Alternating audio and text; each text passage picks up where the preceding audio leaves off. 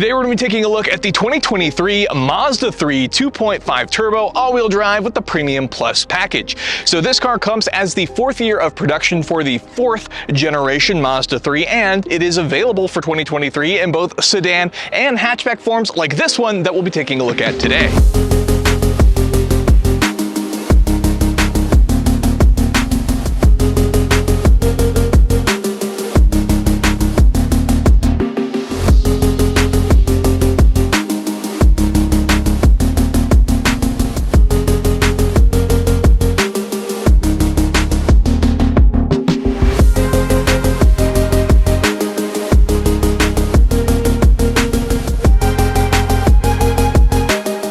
Today's video is sponsored by Land Air Sea. Keep tabs on all your valuable assets from the palm of your hand. Remember, with Land Air Sea, theft is temporary. Visit landairSea.com to order your Land Air Sea GPS unit for your classic vehicle.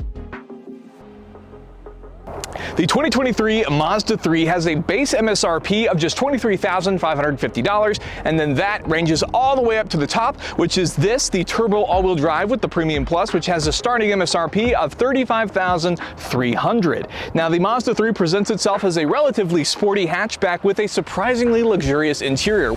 So, starting with the exterior of our 2023 Mazda 3 2.5 Turbo all-wheel drive with the Premium Plus package, you can see we have a beautiful red here. So this is actually Mazda's Soul Red Crystal Metallic, and it is not only Mazda's best color, but I believe it is one of the best colors available from any manufacturer as a standard option. Now, looking at the front here, we have some fairly sporty options, some of which on the exterior is actually specific to our Premium Plus top-of-the-line model that you won't get in the base model and some of the lower models, which I'll point out. So starting with the front here, one of the first things you'll notice is we have this little bit of a chin here. So this is one of those things that's specific to our model, this air dam. It's more tucked inwards. It's not quite as noticeable. It's something you won't really notice that much between some of the variations of the car, but it's still different nonetheless, and it's, again, specific to the top-of-the-line model. Next, when we take a look at these headlights, these actually have adaptive lighting, and what that does is that allows for up to 15 degrees for the headlights to sort of follow the car. So as you're turning the wheel with your headlights on at night, the headlights will actually pivot, like I said, up to 15 degrees to lead ahead of you and light your way. So essentially, if you're in areas where there's not very good lighting, things like that for the roads, this might be a great option to make sure that you can always see what's in front of you. A cool thing is actually on startup, there's even a little bit of a wiggle in the headlight, and that's one of those things that you can see, and that's actually carried over into some of the other Mazda lines as well. As we come around to the side of the car, the next thing we notice are our wheels. So these are actually fairly standard across the whole Mazda 3 production line. These are 18-inch alloy wheels. Ours are finished in black. On this car, they also come in silver and various other colors, but I think it's a nice contrast with our beautiful red. As we move through, we have some more black accents for the mirrors. We actually have our sunroof on here as well, and we have a fairly sleek-looking line that then, as you get to the back of the car, you see is accented by the spoiler over here. Now, there are sort of fairly standard spoilers across the Mazda 3 line, but this one is a bit more accentuated than the standard Mazda 3, and that's because this is a special sport spoiler, again, which is specific to our high-end top-of-the-line turbo model, which again goes along with our air dam for a sort of updated premium sporty package for this model. As we come around to the rear here, we have some cool taillights that have these little crosshair logos, along with our sort of standard badging Mazda 3 all-wheel drive, and of course the Sky Active for the engine description, and even the turbo. But one of the cool parts being, if we go ahead and open up the back here, now, this being the hatchback, you get about 20 cubic feet of space in the back here. I can go ahead and sit in here for reference, and you can see I can just about fit in the back and get curled up if I want to. If you go ahead and pop the seats down, because this is probably not a vehicle you're going to be driving with all the seats up all the time, you get up to 47 cubic feet of space. So the space itself isn't that bad. For reference, about 20 cubic feet of space is not necessarily an overachiever by any means, but it's certainly not the worst in class. I'd say it's very average in terms of what space you are allotted with the Mazda 3. But for next, let's go ahead and let's take a look at the engine and see what's going on in there. So taking a look at what's under the hood of our Mazda 3, we have the 2.5 liter Skyactiv turbocharged engine. So there are some naturally aspirated versions, but the cool part about this engine is you may already be familiar with it if you've driven some of the other Mazda products.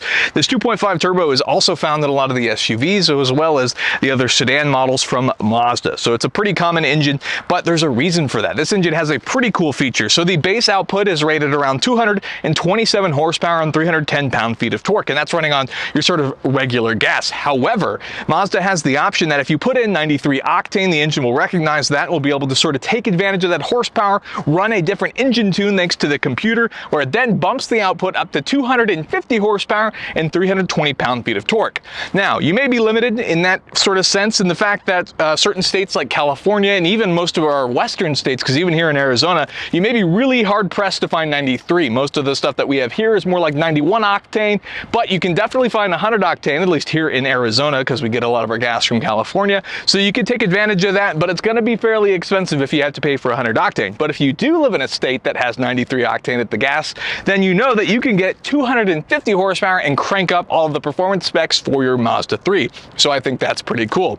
Now, in addition with that, with our all-wheel drive system, the Mazda 3 will have a pretty brief 0 to 60 time of about 6.4 seconds, and so that's pretty quick, especially for a vehicle like this. It's not the fastest thing around the price point, it's not the fastest car in that sense, but it'll definitely get you where you're going in no time. So it's won't suffer from any sort of horsepower restrictions or any uphill problems or things like that.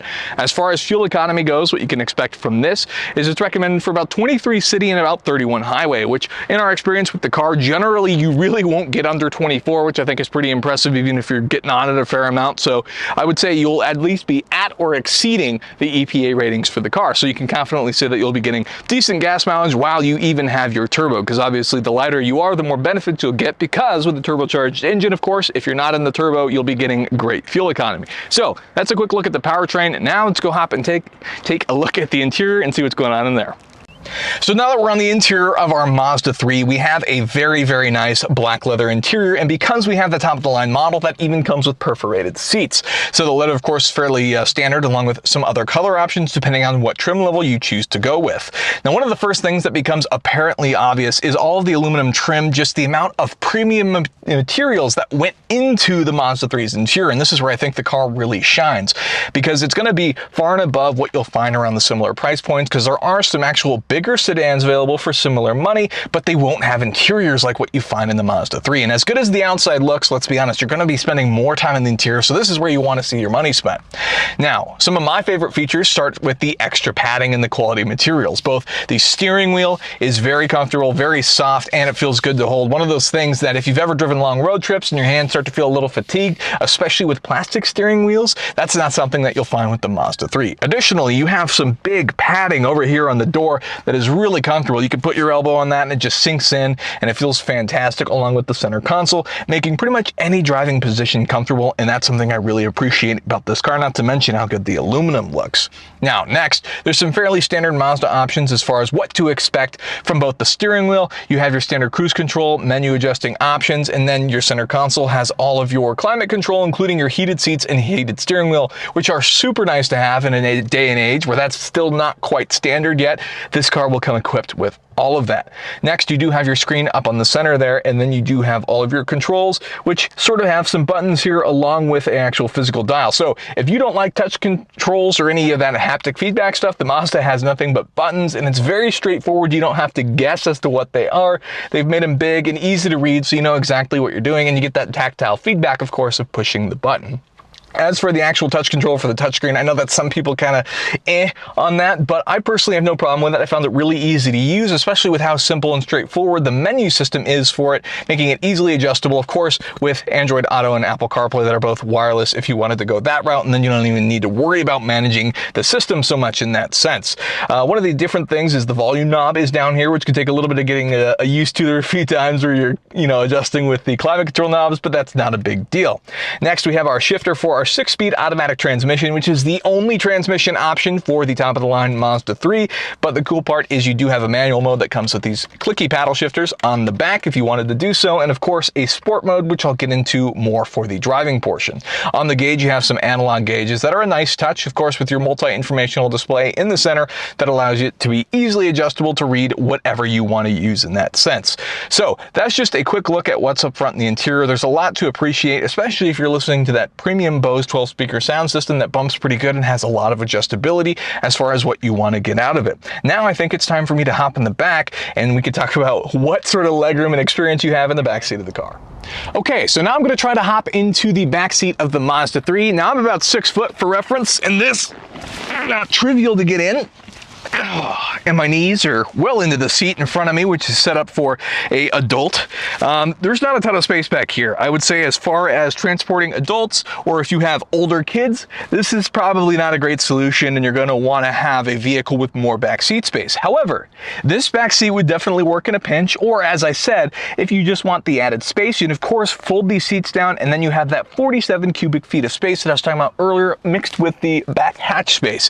So that's about what it is. There's not really any interesting features other than having your own window controls, and you don't get the benefit of having access to the panoramic roof that is more located up front, not panoramic, sunroof, sorry, excuse me. But that's a quick look at the back seat. Obviously, like I said, it's not overly practical, but it is here if you need it. Great for emergencies, great for pets or small children. So now that we've taken a look at the entire interior, now I think it's time to hop in the front seat and take it for a drive. Okay, so what is it like to drive the Mazda 3? So, like I said, at initial appearance, it has a sort of fairly sporty feel to it, but you'll find that it's not actually as sporty as it tends to purvey. Now, it does have some fairly stout performance characteristics. We mentioned that 0 to 60 time around 6.4 seconds, which is fairly quick, but that's mostly straight line speed. Mazda actually made the change to switch this car to torsion beam suspension. So in the rear there, it's more of an H style that just kind of focused on going up and down, which Mazda says they chose to do for noise reduction, which admittedly it's relatively quiet in this cabin. You really don't hear much around what's going on. It's almost like you're watching things, you know, with the mute button on. It's pretty quiet, but we'll be getting on the freeway here in a sec so you can hear a little bit of that background noise of when you're actually commuting to work, let's say on the freeway. So overall, the driving characteristics, in case you didn't get the hint earlier from when I was talking about the interior, this thing is very comfortable. It's one of those things that mixed with all the paddings, the general visibility is great, and it's just kind of a nice vehicle in terms of what you get from a driving experience. Now, the steering feel can be described as a little bit long sometimes, depending on who you talk to. Personally, I kind of enjoy it because of the way that Mazda sets up their cars, especially some of the more standard cars. You might typically expect a fairly mundane, overboosted experience, but instead we get these longer sort of steering throws in the car. And what that does is when you're driving at slower speeds like this, you get to sort of get more involved with the car. And while some people may not like that, I personally think it makes the Mazda 3 feel more sporty. And for that reason, I actually kind of enjoy it a bit more. Now, in case that's not quite enough for you and you want even more of a sporty experience, there is that sport switch that I mentioned earlier. Now, if you go ahead and bump the car into sport, what that's going to do is that's going to go ahead and make the transmission more responsive, which having that 6-speed is a huge plus in my opinion. In a day and age where everything feels like it's either a CVT or a dual clutch with no in between, it's nice to see that this car still has a more traditional 6-speed automatic transmission.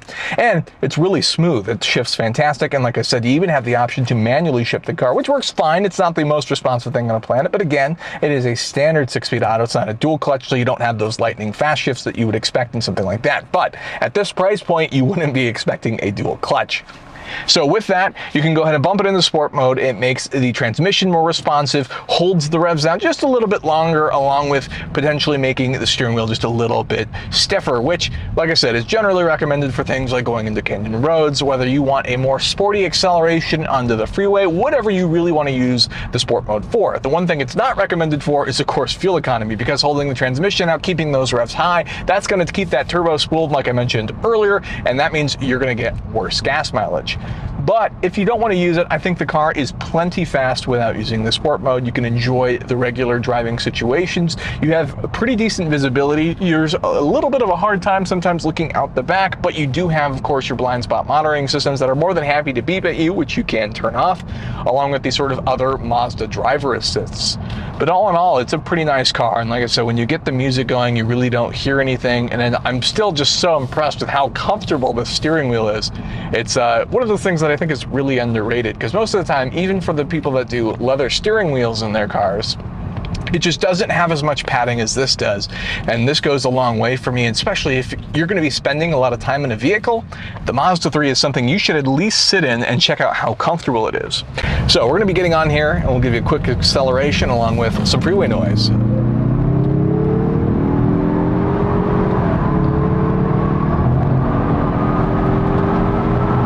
So not overly fast, but it's enjoyable nonetheless, in the sense that, you know, like I said, you have the power when you need it. You don't have to worry about getting stuck going up hills or anything like that.